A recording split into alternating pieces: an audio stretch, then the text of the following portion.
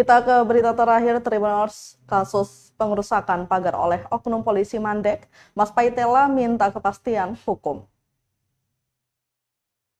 Laporan atas pengerusakan pagar milik Helma Emilia Mas Paitela, Bama Traf yang berlokasi di RT 005 RW 017 Desa Batu Merah oleh terduga oknum polisi Bribka Hussein Patiha tidak berjalan.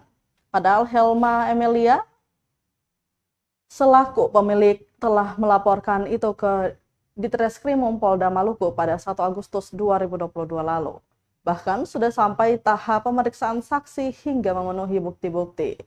Dikatakan Tribuners lebih lanjut bahwa penyidik sudah turun ke TKP dan hanya menunggu gelar perkara. Namun setahun berlalu, tidak ada kejelasan perkembangan laporan tersebut. Informasi terakhir yang didapat pada 6 April 2023 dari penyidik Bribtu Adrian Betaubun bahwa gelar perkara akan dilakukan. Namun karena kesibukan dari aparat kepolisian sehingga ditunda. Karena proses yang lama tanpa kejelasan sehingga membuat Mas Paitela merasa kecewa dengan kinerja kepolisian.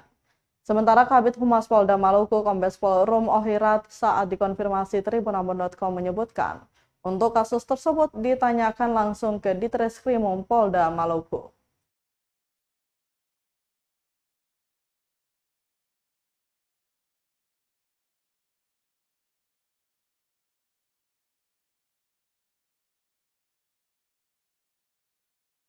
Kedua, 1 Agustus 2022, tapi sampai sekarang ini belum ada kepastian dari dong bagaimana. Sedangkan saksi sudah dipanggil, terus alat-alat bukti berupa dokumen surat sudah, terus dari penyidik sudah turun ke lokasi. Jadi di A1 sudah keluar. Dorang bilang cuma tinggal gelar perkara. Tunggu gelar perkara.